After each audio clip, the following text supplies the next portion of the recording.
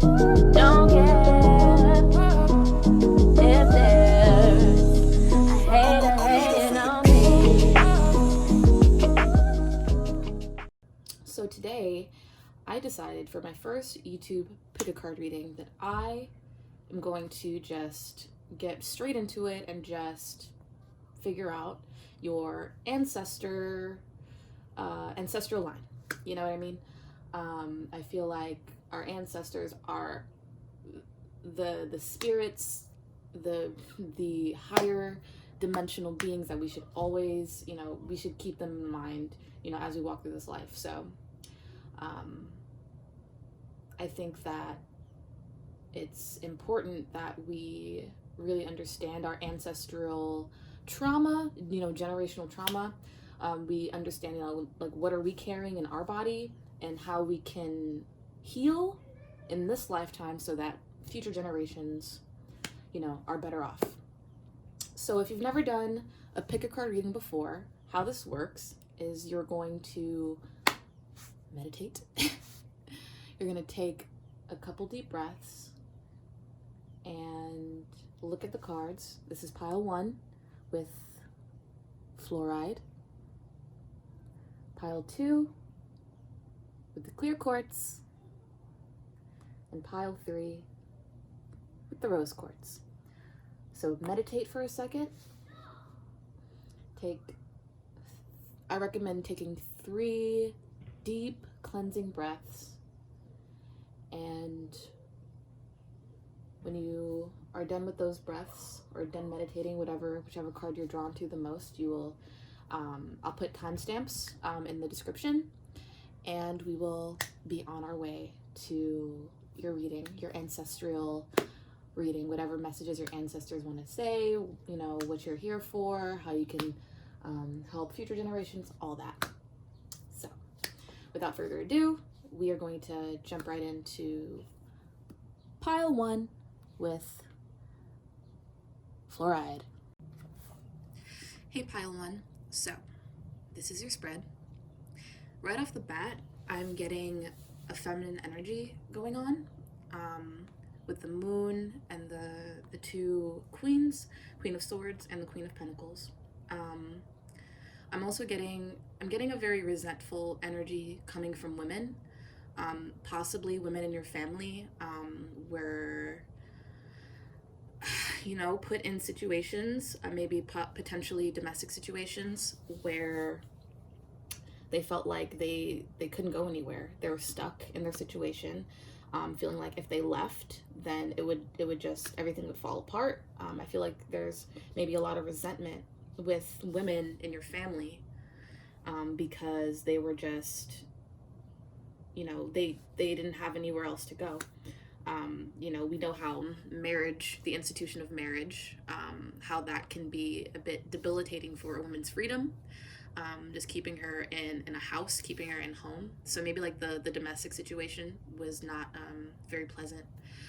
Feeling stuck with a journey in reverse, feeling like, you have to stay or else it's all going to fall apart, and resentment that's being built up with enemy in reverse. But like keeping it, you have to stay quiet about it.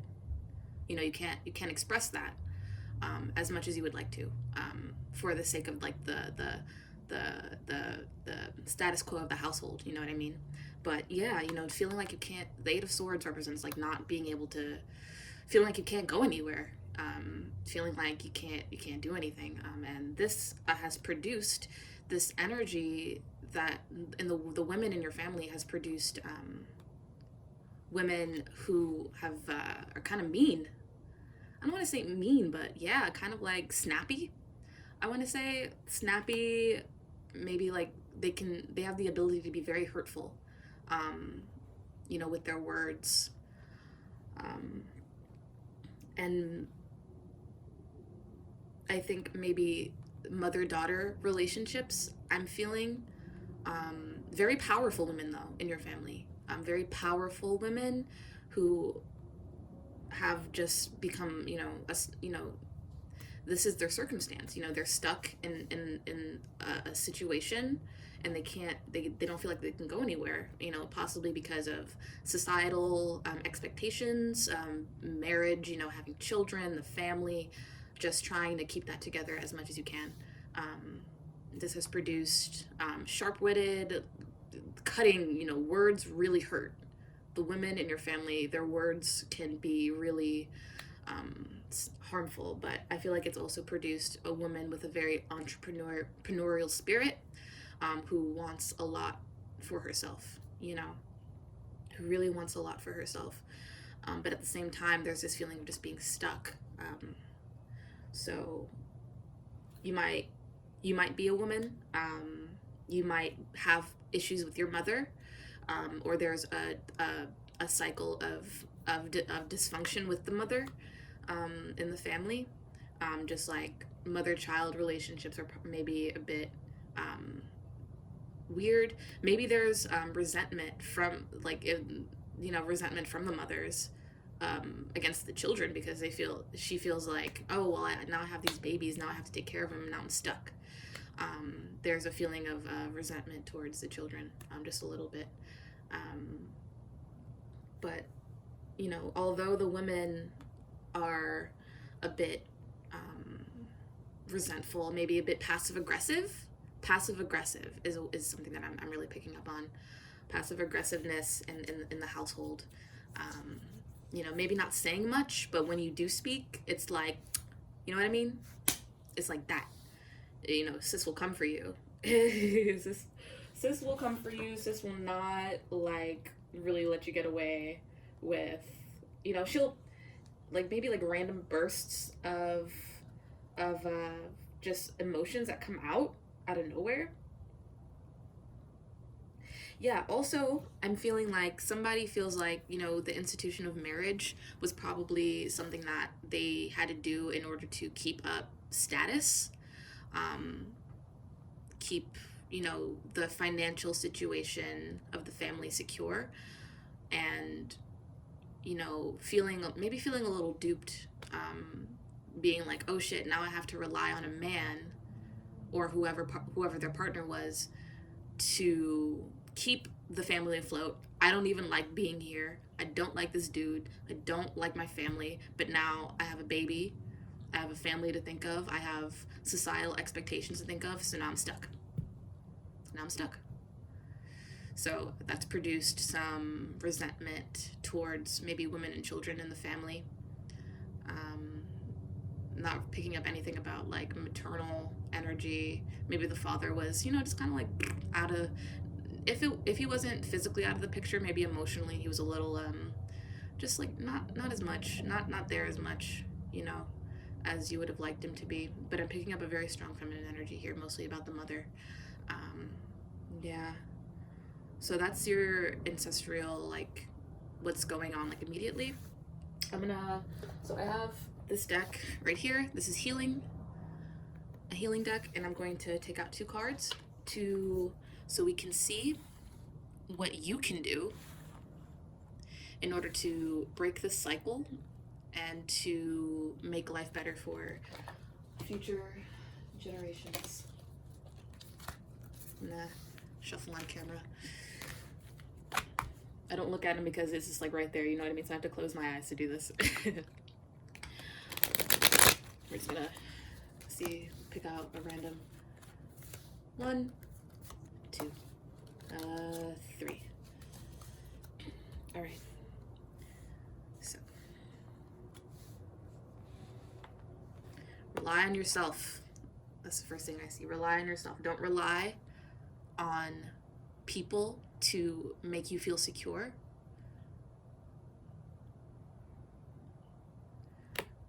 See God in all things.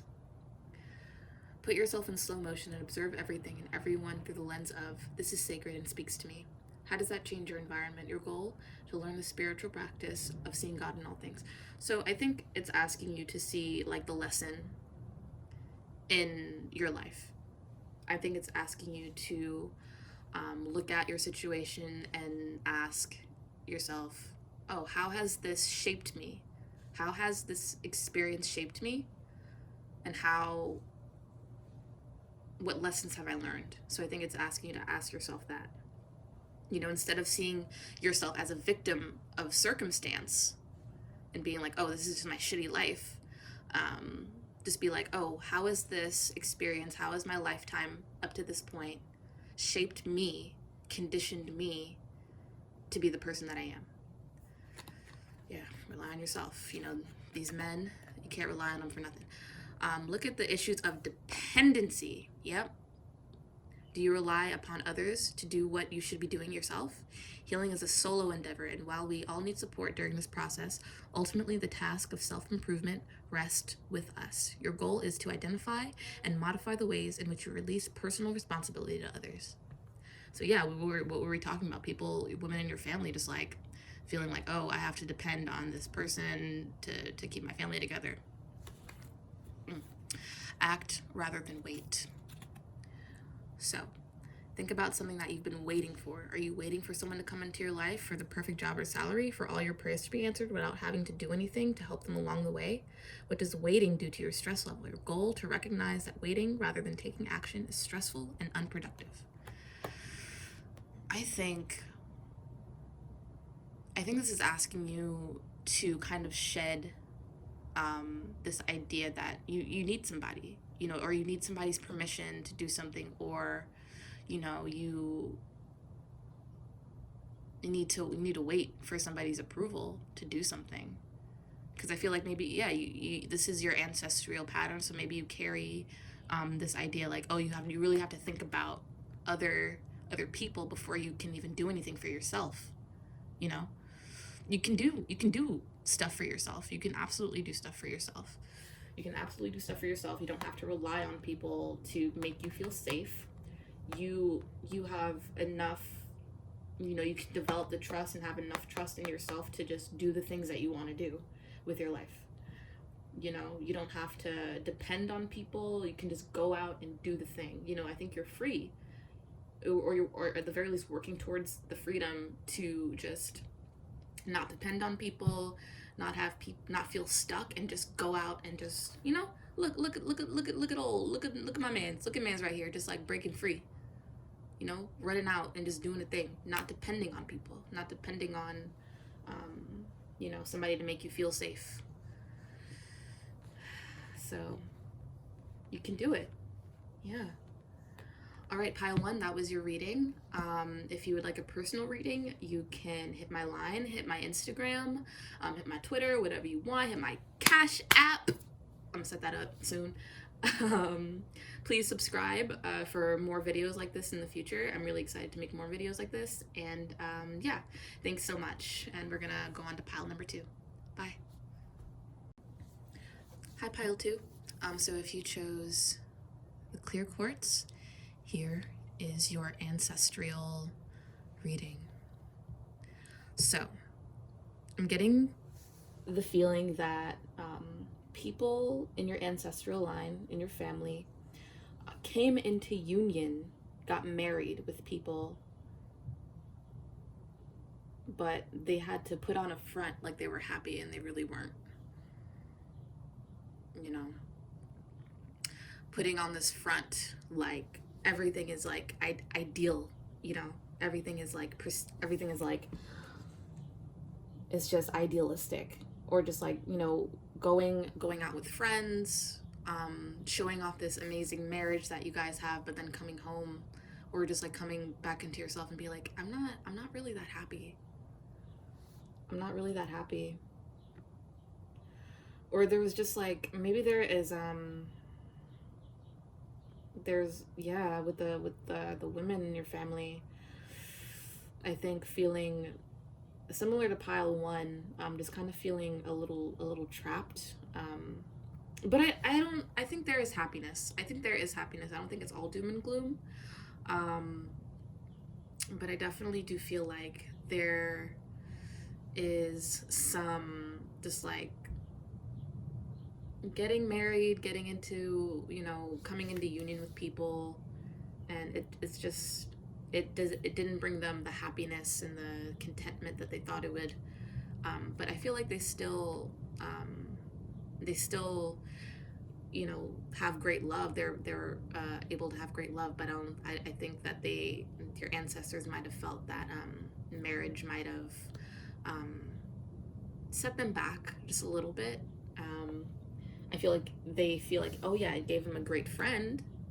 It gave him a really good friend. You know, this is the Lovers card. We have Lovers and Wedding right here. It gave him a really good friend, a good companion. But I feel like there's a lot of like, it's like gloomy. There's a gloomy kind of energy within the partnership, within, you know, your ancestors when coming into union with people. Maybe feeling like, you know, emotionally stunted. Maybe they didn't feel like they grew, or they had to maybe feel like they had to stay the same. They had to stay the same, and that staying the same really just made them, you know, not happy. Like, why can't I grow? Why can't I be happy? Why can't, you know? Because something that's coming to me is like, you know, when we come into union with people, or when we have this idealistic, you know, vision of love, you know, we get with someone and they're like, you know, amazing, and then we're 5, 10, 15, 20 years down the line, and then people be like, oh, you're not the person I married. What? You think I'm gonna be the same person I was 15, 20 years ago? No. You know, maybe there was a pressure to kind of like stay the same and keep this idealistic relationship just, you know, for the public, you know, so when you go outside, it's like all beautiful. But, you know, when you come back, you're feeling stuck. People are feeling stuck. People are feeling sad, you know. But I feel like your ancestors feel like, oh, it was, at least that's better than being lonely, you know. It's better than being alone. Being sad with someone that I love and is supposed to love me is better than being alone. So I'm going to stay here and not grow and be the person that they feel I should be. Yeah. Because we, you know, we also have expectations of how our partner should treat us. And I feel like maybe your ancestors were really concerned with making sure their spouse was happy. So maybe men were putting on a certain front, you know, maybe overly masculine or just like overly emotionally detached because that's what they expected. That's what they felt their wife wanted them to be, and the wife might have been, you know, there might have been a very traditional gender roles, in your ancestral line, and I think your ancestors feel like that kind of like stunted their development, their emotional development, a little bit. But they still, you know, they still had a good time. I feel like there was still a lot of love, a lot of happiness, I think there definitely was balance, but I feel like they were just kind of like, oh, well, how do I act in marriage? I don't even know. So they just kind of like adopted gender roles that was expected of them by society, and they felt like that kind of like hindered them a little bit. So I think one of the before I pull out your healing cards, I feel like one of the messages is to not feel like you have to be something that you're not for your partner. You know, don't feel like you have to put on a front or put on some type of act in order to keep your partner happy, or present like you're happy and you're not with your relationships. So healing cards, what can you, so this is going to tell me like what you can do in order to heal this pattern and be better for future generations. So I'm going to shuffle. These cards are big, so I'm just going to pick out 2 random ones. Just pick out 2, so let 2 drop out. What's that? Recognize your first thought and examine your personal relationships. So if your intuition is telling you something about your relationship and you feel like you're not being 100% yourself, and you feel that, you know, don't ignore that. Don't ignore that. Don't feel like you have to dumb yourself down for your partner. Don't feel like you have to water yourself down or fit into a box to be happy with your partner, you know? Examine your personal interactions. Yeah. How are you interacting with others? Are you interacting with people? Are you putting on a facade? Are you putting the facade like, oh yeah, everything's happy, everything's beautiful, everything is fluffy, but you're really not like happy? You know, she doesn't look too happy in this photo, in this little drawing. Yeah, don't feel like you have to fit into this box of what society feels like you should be in order to feel like fit into some ideal version, or like a Walmart, you know what I mean? Like a generic store brand type of person. You don't have to be that to get people to like you. You don't have to do that at all. Let's get one more, because I did 3 for the last group. Dare to be creative. Yeah. Don't hide your uniqueness. Don't hide what makes you unique. You know, do not hide part of yourself just to appease the people around you, society. Don't do that. You have every right to be yourself. You know, when you're interacting with people, are you interacting authentically, or are you interacting based on how you feel like you should interact with someone based on who you're talking to? You know what I mean? Does that make sense? Yeah. You know, if your intuition is telling you, hey, I'm not being as authentic as I could be, listen to that.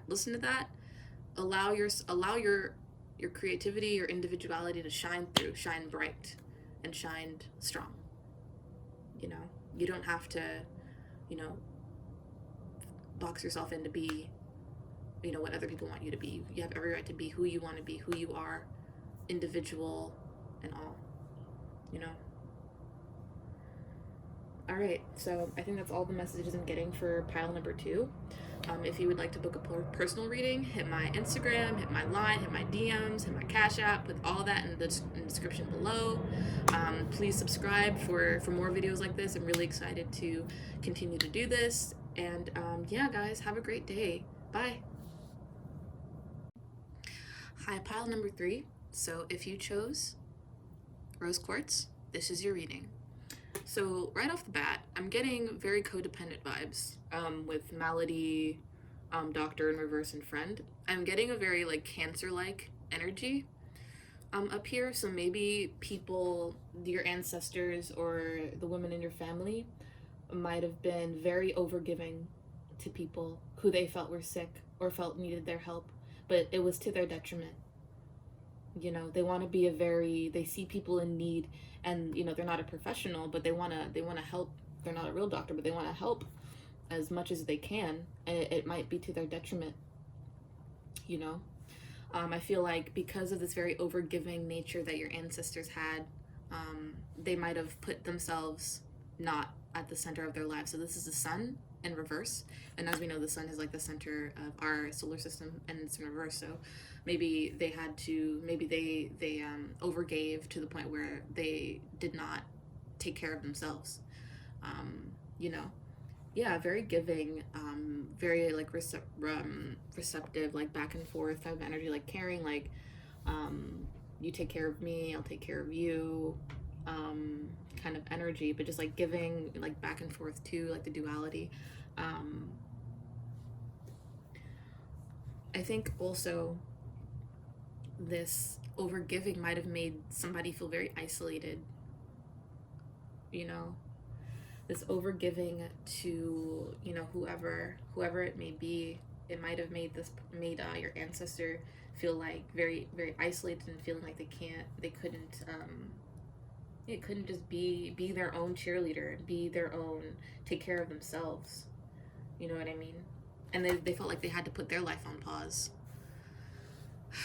They felt like they had to just kind of like stop their life in order to take care of people.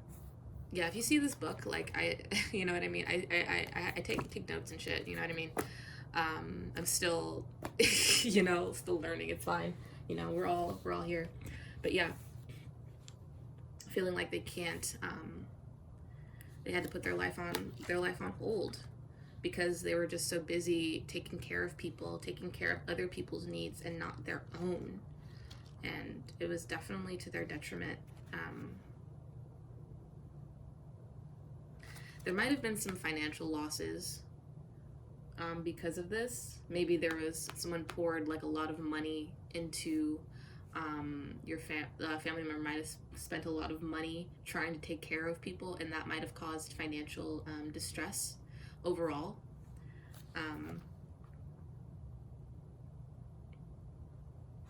Maybe like feeling like you're working so hard and not making a lot of progress. You're putting all this energy into taking care of people, but it's just like it's not giving them the result that they thought it was going to give them. So maybe like, you know, let's say like you had an ancestor, like one of your grandmothers tried to take care of a child who was a drug addict, you know, and you know they were putting all this money to help them go to rehab, help them, you know, just be a person again, and it just didn't get them anywhere. You know, that's not saying that's your situation. It might be, but that's like the energy that I'm getting. And yeah, it took a lot out of your ancestors to be so caring and so giving, but you know, they didn't make sure that they were okay, you know, at the end of it. So I'm gonna shuffle healing messages from this deck, Wisdom for Healing, and just get some ideas on how you can heal this energy, heal this cycle, heal the energy that you hold in your body from your ancestors, and how to not fall back into this cycle. Ooh, okay.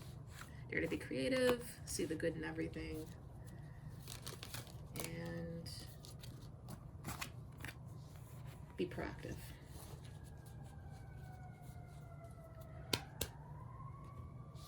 I feel like it's still asking you to see the good in people. Because your ancestors saw the good in people, they wanted to fix people. It's still asking you to keep that energy, keep that light. Also, make sure you're taking care of yourself. You know, we see the sun in reverse, but we see the sun, she's holding the sun, you know, she's making sure that she's good. You know, make sure that you're good. Make sure before you take care of other people that you have your own light in your hands and you're taking care of your light, because your light shines bright. And I feel like you've definitely inherited this caring nature from your ancestors, but you have to make sure that you're good so you don't spread yourself thin and you're not taken advantage of by people. You know what I mean? I feel like with Dare to be Creative, yeah, find something that makes you happy. Make something that's just for you. You know what I mean? Like, so we have this energy of like taking care of other people, doing other, like find a hobby. You know, tend to your hobbies. Tend to the things that make you happy. Tend to the things that bring you light, you know? If you find yourself just like, you know, giving too much, you know, make sure you're taking care of yourself, making sure you're doing the things that make you happy. And then we have be proactive. Let's see what that says. Recognize one of the major areas of insecurity in your life and see how much it disempowers you. Then identify one small action you can take to release that insecure feeling. Your goal, to observe whether you're proactive or passive, since healing requires proactive energy. I feel like this is asking you to identify if you have codependent patterns. Identify if you have codependent tendencies where you give and you give and you give and not getting as much as you want in return. And that could be a form of insecurity, you know. Maybe, you know, in your childhood, maybe in your specific childhood, not your ancestors' childhood, you weren't, you know, you might have just been conditioned to be a codependent person because you have this energy from you. So identify if you're repeating this pattern already, you know, if you're feeling a little insecure with your relationships, feeling like you have to give and give. And if that stems from an insecurity, you know what I mean? Like what was, you know, something that caused you to kind of like repeat this pattern? I'm feeling like you are repeating it in ways that are not entirely conscious to you. And that's the energy I'm getting. And that's fine, you know, be a caring person, but also make sure that your boundaries are wonderful. Make sure your boundaries are tight and set, and, you know, examine any feelings of insecurity that you might have in yourself. You know, just make sure you're good. Make sure you're good. Make sure you got your hobbies. Make sure, you know, you're not repeating this overly codependent pattern, or enabling type of pattern, where you let people get away with shit and you let people step over you. You know what I mean? Yeah. All right, pile 3. I think that's all I'm getting for you right now. I hope you enjoyed this reading. I hope it resonated. If you would like to see more of these types of videos, please subscribe to my channel for more content. If you'd like to book a personal reading, check out the link in the description below. We could set that up. My Instagram, Twitter, Cash App, whatever. You know what I mean? So, hope you enjoyed it. Thank you so much for watching. Have a great day. Bye, guys.